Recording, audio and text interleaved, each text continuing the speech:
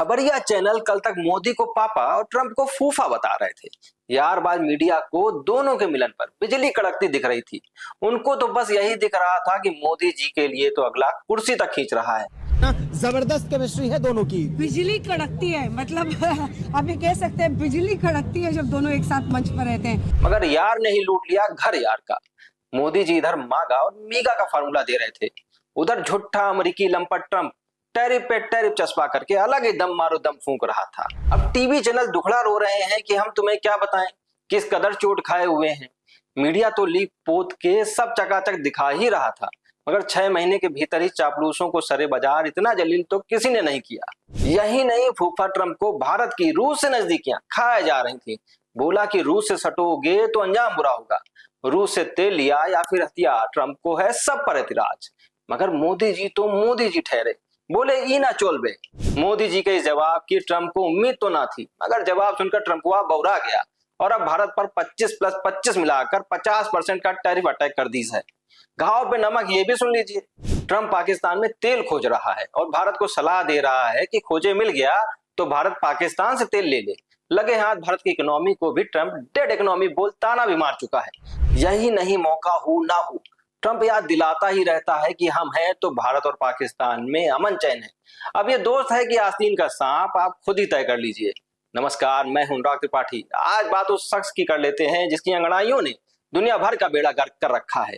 America uranium hexafluoride, palladium, उर्वरक और chemical खुद तो रूस से इंपोर्ट करता है, मगर भारत पर टैरिफ इसलिए है क्योंकि रूस से ट्रेड करता है। मगर जब ट्रंप से पूछा गया कि तुम काहे करते हो, तो ऐसे भोले बन बैठे जैसे कुछ जानते ही नहीं। India says that the US imports Russian uranium, chemicals, fertilizers, while criticizing their energy imports. Your response to that, sir? I don't know anything about it. I'd have to check, but we'll get back to you on that. Yeah, please. ये वही Trump है जिनको लेकर Washington post के fact checking का database ये दावा करता है कि डोनाल्ड ट्रंप अपने पहले कार्यकाल माने 2017 से 2021 के बीच 30,573 बार झूठ बोल चुके हैं। यानी कि औसतन 21 झूठ तो हर रोज बोलते हैं। रूस से तेल खरीदने के नाम पर भारत के खिलाफ मोर्चा लेने उतरे अमेरिकी राष्ट्रपति डोनाल्ड ट्रंप को अगर शर्म आए तो हथेली पे थूक के उसमें डूब के मर जाएं।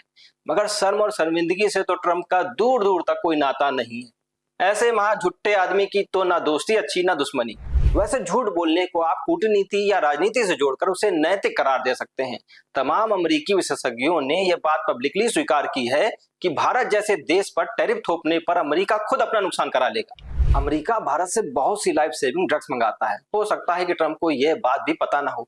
अमेरिकी जनता को वैसे भी महंगाई डायन खाए जा रही है। अगर दवाओं पर टैक्स लगता है तो अमेरिकी जनता पर महंगाई की एक और मार पड़ेगी। मगर फुफ्फा को इससे क्या भला। ट्रंप के 50% टैरिफ का असर देश में सबसे ज्यादा टेक्सटाइल और ज्वेलरी इंडस्ट्री पर देखने को मिलेगा। अमेरिका भारतीय कपड़े और फुटवियर का सबसे बड़ा आयातक देश है। 25 की जगह 50% का टैरिफ लागू होने से अमेरिकी बाजार में ये प्रोडक्ट्स और भी महंगे हो जाएंगे। इससे डिमांड घटना तय है। अमेरिका अपने आयात का लगभग 14% कपड़ा भारत से लेता है।